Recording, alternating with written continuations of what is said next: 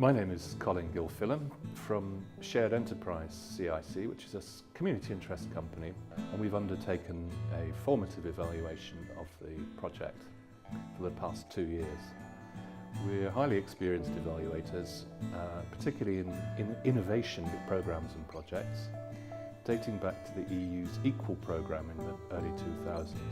LEEN, we could see from the beginning, was going to be quite a large challenge, a very ambitious project, a very innovative project, bringing together 10 partners, including ourselves, from 9 different EU countries and from Turkey.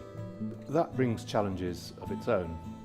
An additional challenge we could foresee was the status of the different partners, which included universities, schools and entrepreneurs and social entrepreneurs like ourselves. We knew there would be a need to bridge the divide between the different cultures. Now that we're 2 years on, the ambitions of the project have been largely realised, which I think is a fantastic achievement to be able to see the journey that the project has been on.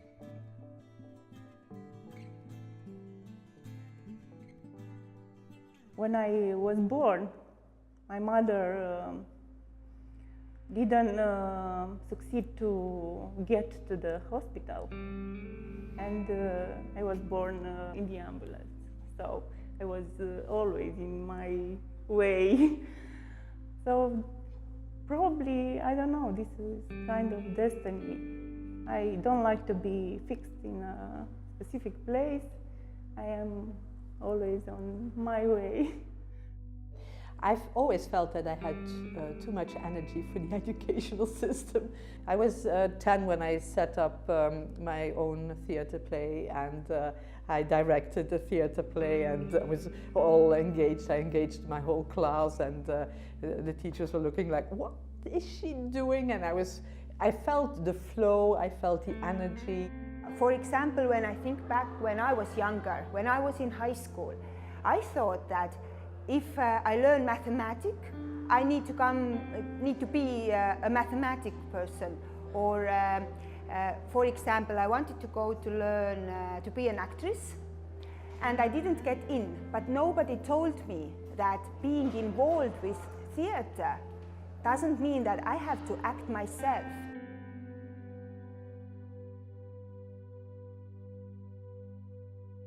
Educational entrepreneurship is where you as a teacher engage with the changes in society and connect these changes to your teaching practice and to the learning trajectory. And you innovate it in a way that it's more, you know, we talk about the skills mismatch, where the world asks other things and education teaches something else. So you link it and you create new teaching material, new policy documents, new challenges for your students. It's also about leaving the predefined knowledge, like we know the answer and the student has to find the answer, but we already know it, so that's something we let go of. And it's also trying out new methods.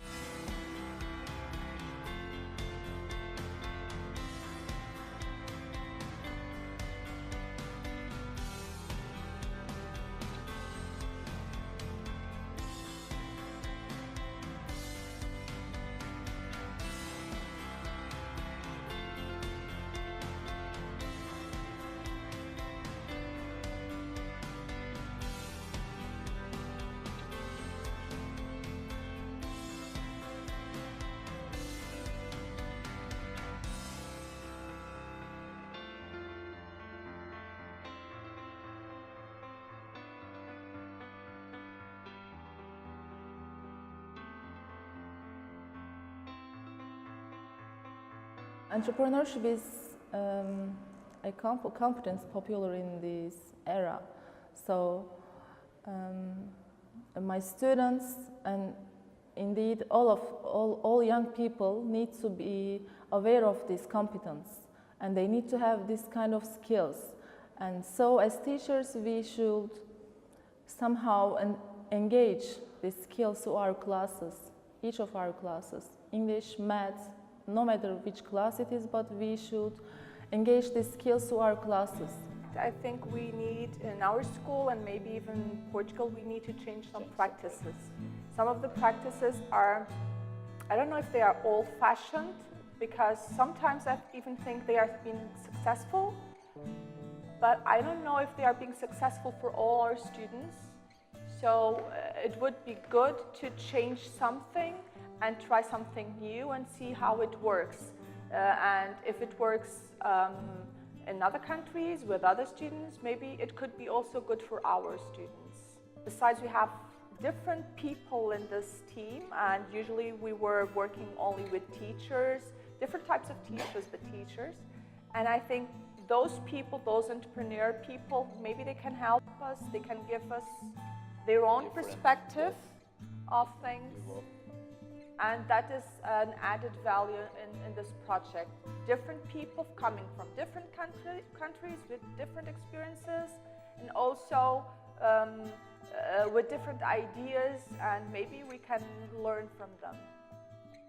Make a network connections between different countries. With different countries.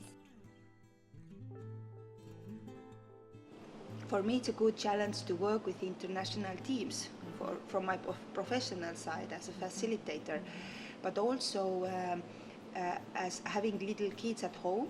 My biggest question is all the time how I raise them to have this enterprise mindset. And I've been youth worker, and I see that actually I've done a lot of things without projects. And now I can give some of my experiences into this project as well. My name is Judith Kertész. I'm from Budapest, Hungary, and I'm an economist, and I work as a strategic consultant and a design thinker. I hope I can start using design thinking with the students to show them that it's a really good method.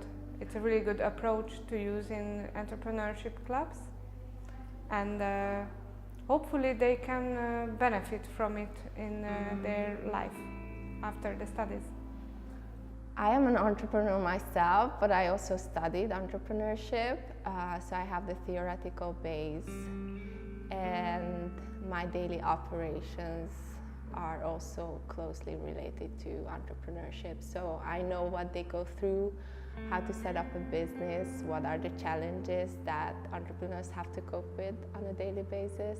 I believe that entrepreneurship is a lot about handling fear and challenges, and it requires a certain set of skills and a certain mind state, and creating different exercises that can actually help and enhance this way of living, this mind state, and dancing with fear and uncertainty on a daily basis.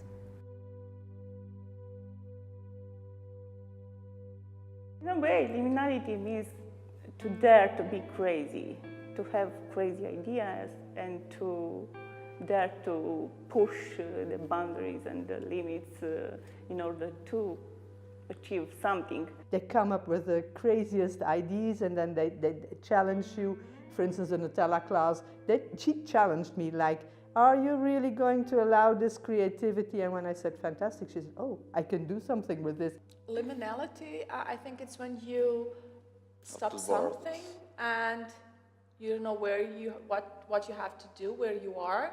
You have to try something different, but you don't know what. So you have to invent yourself. You have to use your creativity if you want to go further. Go the comfort zone. To leave our comfort zone and try something different. Yeah. Sometimes we are afraid of the open space. So the liminality is maybe something that we have here. Because we want to jump from old habits to the new possibilities. So it's so we are somewhere here. Liminal labs are creative spaces where a participant has the possibility to unlearn an old habit and to learn a new one. And these are imaginary spaces and workshops where people are able to experiment with new types of behavior and actually learn new set of skills without any risk. The Liminal Labs, I recognized some tools that are in those Liminal Labs I already used in my working with students. I think of the hats, the different hats, the colored hats, the red, the green, the white hats, and when you put it on, you look otherwise, you look in a different way than the red hat looks to a problem, or another way than the green hat, for instance. So it's a kind of reflection element in this. But there are other the liminal labs are very useful, and they can be used in all kinds of education, even from primary to secondary schools to higher educations. The learning snacks are short movies about entrepreneurship. I wrote 3 scripts about one of educational entrepreneurship, about liminality, about the characters of entrepreneurs, and I love to write those scripts, and the videos, the YouTube movies that Katie made give a good insight in what entrepreneurship in fact is. What we think, what is liminality and entrepreneurship, because that's the aim of the project. The snacks, the learning snacks, are very good. I think they are excellent. Quite a lot of entrepreneurship competences are done, but not everybody links it to entrepreneurship. So the first thing is we created a survey where we kind of described this is entrepreneurship, taking action, putting ideas into action, creativity, taking risks, dealing with ambiguity, allowing yourself to fail. Quite a lot of teachers already incorporate it in their teaching practice, and quite a lot of students can relate to it. Only nobody says this is entrepreneurship. So the first thing we do is we create 20 good practices of people who already link their teaching praxis to entrepreneurship. So we start from practice and create a kind of how-to, kind of methods they can use, and then we have this kind of theoretical framework. There's one thing which I have to add, which are the ecology, so the angels, which are people, entrepreneurs, which sponsor in ideas and expertise. The students. We have the learning facilitators, which are the teachers who kind of allow their students to be entrepreneurial. Then you have the educational entrepreneurs, which innovate and which try to create new things. And then we have the ambassador, which talks about the projects all over in the whole context on local and European level. And of course, the core are the entrepreneurship clubs, where the students experiment, and those clubs are not within one class, they're not linked to one age, and they're not linked to one nationality, because they work, so the Turkish students work with the Romanian students, work with the Portuguese students, so it's not within one nationality. And so it's a whole sea of experiences which we create. My students wanted to do something special. They wanted to do something about entrepreneurship. And I helped them, and during that process there were some problems, but they succeeded in their targets. I shall perhaps say what they wanted. They wanted to make young people from primary school, they wanted them to become entrepreneurs themselves. But in fact, the students were entrepreneurs, and they realized this during the process. At the beginning of our project, we didn't know what the project means and what entrepreneurship was, it's a very big taboo in Belgium for the primary school because it's difficult and children can't do this. We organized 3 days where the children can go to a camp and they learned about different skills like working in a team, being proud of what they made, being creative in their minds but also with their hands. So they has a lot of different activities where they have to go out of their comfort zone and thinking out of the box and stuff like that. So activities they are not used to. First we has a mascot Doodle and he is on an adventure. He crashed with his machine and he comes about the future. And every day Doodle has a new problem that has been solved and the children helps Doodle with solving the problem during the day. But during the day they has also activities where they can earn something to help Doodle finally at the end of the day. This training firm teach you in exactly way how you have to do and what you have to do on the real market. I mean, for example, I'm the manager of that firm, but I don't know, the next year, for example, if I go out there in the real market, I will know exactly the same thing that a manager in real world will do. This is the best practice you can have. Now I think we are more confident in us because at the beginning we didn't know if we can succeed, but now we are succeeding. It's wonderful because we created this and you feel proud of yourself when you know that you create something. Even if it's not the best, you create something and you feel proud of yourself. I think we have devised a totally innovative way of sharing knowledge and information. This discovery narrative, this grid where they have to go into the unknown because it's a symbol, they have to question themselves, then there's a word, then they don't know how to link the word, then there's a challenge and they wander or meander around it, they can choose. So this whole new learning experience is really engaging, it's entrepreneurial at the same time, but it's also totally new. We've tried it out in several places and everybody said, I've never seen anything like this, and I think that's something. It also links everything we have created, the liminal labs, the snacks, so it's a totally innovative way of learning. From this LEEN project, I see, first of all, I see that people are doing the right thing, and for me the most important thing is that seeing the enterprising part, not only the entrepreneurship part, because we won't have any entrepreneurs without entrepreneurial spirit, and this is what we can grow at schools. So I'm very happy to see that people are focused on that.